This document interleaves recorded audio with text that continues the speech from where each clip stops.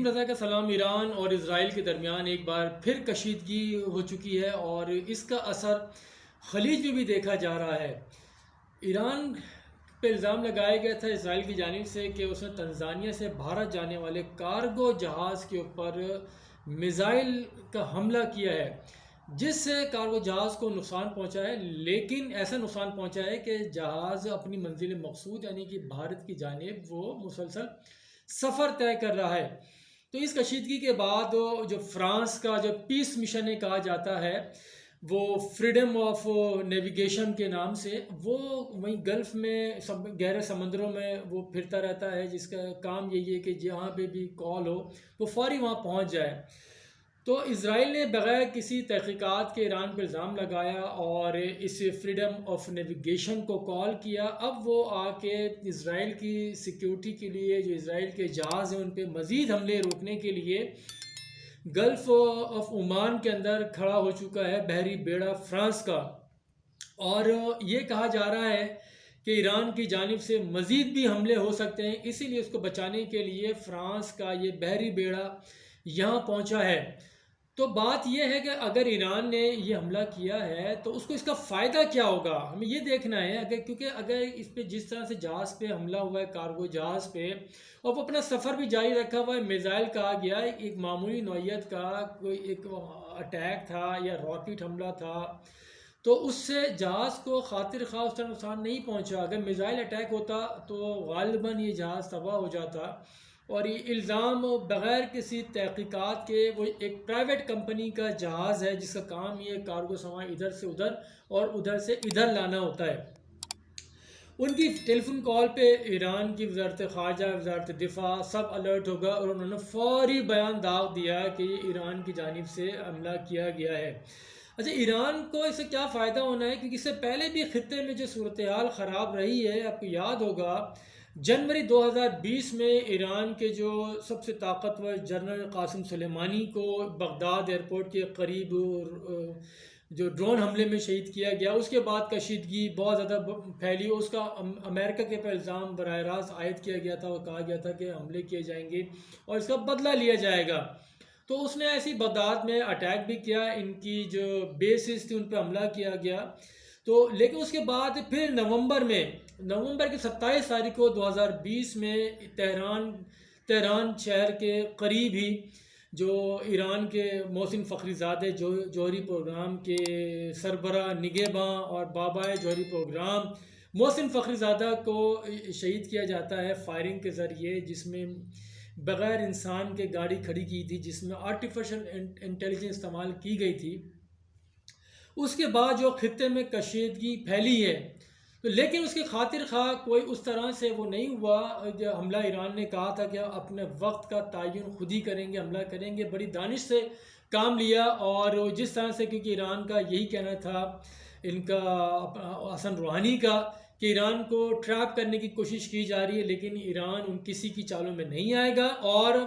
اپنے دشمن سے بدلہ لے گا، اور وقت اور جگہ کا تعین وہ خود ہی کرے گا۔ لیکن انہوں نے اس میں مزید اس کو آگ کو پھیلایا نہیں، اس کو روک دیا۔ اور اب پھر ایسی صورتحال میں جب ایران کے دو بڑے اہداف جو تھے ان کو نشانہ بنایا گیا، ان کو شہید کیا گیا، اس میں اتنا کوئی بڑا بدلہ نہیں لیا، تو ایسی صورتحال میں جب کہ ایران کے ان کی دیوار سے لگایا جا رہا ہے، اس پہ سینکشنز عائد کی گئی ہیں، ایسے میں وہ کیوں حملہ کر کے اپنے آپ کو ایک مشکل میں پھنسائے گا؟ تو ایک یہ چیز تھی ایران کو ٹریپ کرنے کے لیے۔ اس کے ساتھ ہی ایک اور بھی دوسری جو ڈیولپمنٹ ہمارے سامنے وہ ہوئی ہے کہ ایران اور چین کے تعلقات ہیں۔ جیسے چین کی جو وزارت خارجہ کا وفد ہے، وزیر خارجہ کی سربراہی میں 6 ممالک کے دورے پر ہے، وہ سعودی عرب اور ٹرکی سے ہوتا ہوا وفد ان کا تہران پہنچا ہے۔ تو ان دونوں ملکوں کے تعلقات پہلے سے ہی ہیں، کیونکہ چین جو ہے ایران سے اپنی جو توانائی کے جو تیل کی جو ضروریات ہے اس سے پورا کرتا ہے۔ پچھلے 2 سال میں سب سے زیادہ تیل اسی نے امپورٹ کیا ہے ایران سے، تو اس چیز کا برملا انہوں نے اظہار بھی کیا ہے۔ دونوں ملکوں کی جو شراکت داری ہے، وہ جو کاروبار ہے، اس کا حجم $600 ارب تک لے جانے کا اس میں عزم کیا گیا ہے، کیونکہ ان میں جس طرح سے اسٹریٹجک تعلقات ہیں، اس میں کاروباری شراکت داری ہے۔ پھر ایران کا جو جوہری پروگرام میں واپس لانے کے لیے جو چین اپنا کردار ادا کر رہا ہے وہ کسی سے ڈھکی چھپی بات نہیں ہے۔ تو ایک یہ بھی صورتحال ہے کہ چین جس طرح سے اپنے آپ کو خطے میں متحرک کر رہا ہے، کہ چین کا یہ دورہ ہے جو 6 ممالک کا، وہ یہی ہے کہ خطے میں تجارتی تعلقات کو بڑھایا جائے اور جو کشیدگی ہے اسے منیمائز کیا جائے، کیونکہ ایران اور سعودی عرب اور ٹرکی ان تینوں کے درمیان بڑی کشیدگی چلی آ رہی ہے، جس میں سے ان تینوں کو فائدہ نہیں، تینوں کو ہی نقصان ہے۔ بالخصوص سعودی عرب اور ایران کے بارے میں جو کہا جاتا ہے یہ مسلک کی لڑائی ہے، ایسا ہرگز نہیں ہے، کیونکہ جو دشمن کو، جو مغربی دنیا ہے، وہ امریکہ ہے یا فرانس ہے یا روس ہے، سب اپنے ہتھیار بیچنا چاہتے ہیں۔ اسی ہتھیار کے لیے ایک خوف کو بیچا جاتا ہے اس خطے کے اندر، تو اسی خوف کو نکالنے کے لیے چین کی وزارت خارجہ وزٹ کر رہی ہے ان 6 ممالک کا، اور جو تیسرا جو مرحلہ ان کا تھا تہران میں، تو یہ ایک آنکھوں میں سب کی کھٹک رہا ہے، کیونکہ چین اپنے آپ کو بہت اسٹرانگ کر رہا ہے تجارتی سطح پر بھی، اور پھر کوئی بعید نہیں کہ سپر پاور بھی وہ بن جائے۔ اسی کو روکنے کے لیے جو چین کا جو ایک میگا پروجیکٹ ہے ون بیلٹ ون روڈ، تو اس کو وہ بہتر انداز سے چلانے کے لیے آگے اپنے دورے کر رہا ہے۔ اس سے پہلے کہ ترکی اور یہ ترکی، ایران اور پاکستان کا جو ٹرین سروس ہے وہ بھی بحال ہو چکی ہے، وہ بھی کارگو ٹرین چل پڑی ہے۔ تو یہ ساری صورتحال ہے، اس میں ایران کو یا چین کو پاکستان کو ٹریپ کرنے کے لیے اور ان کے راستے میں رکاوٹیں ڈالی جا رہی ہیں۔ تو اسی میں ایک اور جو ڈیولپمنٹ ہوتی ہے وہ امریکہ کے صدر جو بائیڈن اپنے برطانوی وزیر اعظم بورس جانسن کو کال کرتے ہیں اور انہیں کہتے ہیں کہ یہ ون بیلٹ ون روڈ منصوبے کے کو الٹرنیٹ سوچا جائے، کہ جمہوری جو ممالک ہیں، جمہوری جو قوتیں ہیں، ان کو ساتھ ملایا جائے اور اس کا توڑ دیکھا جائے۔ اب جمہوری ممالک سے کیا ہوا ہے، کیونکہ وہ چائنا کو تو ڈکٹیٹر کہتے ہیں، اب جمہوری ممالک اس کے ساتھ ساتھ جو ہیں، جمہوری ممالک پاکستان بھی ان کے ساتھ ہے اور جو دیگر ممالک بھی چائنا کے ساتھ ہیں، لیکن جمہوری ممالک سے جو میں سمجھتا ہوں وہ ان کی مراد شاید بھارت ہے، کیونکہ بھارت کو کہا جاتا ہے سو کال دنیا کی سب سے بڑی جمہوریت ہے۔ اگر وہ جمہوری ملک ہے تو اس ملک کے اندر انسانی حقوق کی خلاف ورزیاں کس طرح سے کی جا رہی ہیں وہ سب کے سامنے ہیں۔ جو شہریت کا متنازع قانون ہے، پھر کو کشمیر کو 5 اگست 2019 کو جس طرح سے جو ان کی آئینی حیثیت تھی، ان کے حقوق کو سلب کیا گیا ہے، تو وہ جمہوریت کیسی جمہوریت ہے کہ جہاں پہ انسانی حقوق کو پامال کیا جاتا ہے، اس کے اوپر کوئی آواز نہیں اٹھائی جاتی۔ اب بھارت کو نمبردار بنانے کے لیے وہ اس طرح کی باتیں کی جا رہی ہیں کہ بھارت کو، یعنی کہ جمہوری جو قوتیں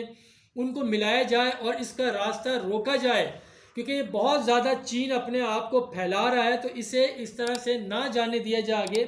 اگر جتنی تیزی سے یہ آگے بڑھے گا، جو مغربی بلاک ہے اس کی پریشانیاں بڑھتی رہیں گی، کیونکہ پاکستان بھی اس کی چین کے بلاک میں آ چکا ہے اور دیگر ممالک بھی اس طرف جا رہے ہیں، اور جو چین جو کوشش کر رہا ہے، اس مشرق وسطیٰ کے جو دورہ اس نے کیا ہے بہت 24 تاریخ سے 30 تاریخ کا جو یہ دورہ ہے، اس کی یہی کوششیں ہیں کہ اپنے اختلافات بھلائے جائیں، جو اپنی شناخت ہے اس کو چھوڑا بھی نہ جائے، اپنی شناخت کے ساتھ، اپنی سرحدوں کے ساتھ آگے بڑھا جائے، کیونکہ اس میں کوئی ایک ملک ترقی نہیں کرتا۔ جب تجارت ہوتی ہے تو دونوں ملک برابری کی بنیاد پر آگے بڑھ رہے ہوتے ہیں، اور جنگوں سے صرف نقصان ہی ہوا کرتا ہے، بعد میں پھر دوبارہ آپ کو آنا ہی پڑتا ہے ٹیبل کے اوپر۔ کہ یورپ میں جس طرح سے دیکھا ہے آپ نے، کوئی جنگ نہیں، کوئی میزائل کے تجربے نہیں، کوئی کچھ نہیں، وہ آپس میں مل کے آگے بڑھ رہے ہیں۔ تو یہی نظریہ ہے جو چین جس کو آگے لے کے چل رہا ہے، ون بیلٹ ون روڈ، اور ایران کو ساتھ ملا لیا، کہ ایران بھی اس خطے کی ایک طاقت بن کے ابھر چکا ہے، جس طرح سے سعودی عرب اور ترکی ہیں۔ اب دیکھنا یہ ہے کہ یہ پاکستان ہو یا ایران ہو، ترکی ہو، یہ سعودی عرب اور یہ سعودی عرب، UAE، بحرین، عمان، جن کا یہ دورہ بھی 6 ملکوں کا دورہ ہو رہا ہے، یہ ممالک کس طرح سے اس صورتحال کو لیتے ہیں جو بلا وجہ کی جو کشیدگیاں بڑھائی جا رہی ہیں، اس سے کیسے نرد ازما ہوتے ہیں۔ اور یہ ایک بڑی ہی جس طرح سے یہ دور چل رہا ہے، اس میں چین کی یہی کوشش ہے اور حتی الامکان یہی وہ ہے کہ کسی بھی طرح سے یہ جنگوں کو ٹالا جائے، کشیدگی کو ختم کیا جائے اور ترقی کی جائے، ٹیکنالوجی کو بڑھایا جائے، نہ صرف چین تک محدود رکھا جائے، جو دیگر دوست ممالک ہیں ان میں بھی بڑھایا جائے۔ شاید یہی ٹیکنالوجی ہے اگلی، جس سے مغرب اور یہ امریکہ پریشان ہے، اسی لیے رکاوٹیں کھڑی کرنے کی کوشش کی جا رہی ہیں۔ بہت شکریہ اور خدا حافظ۔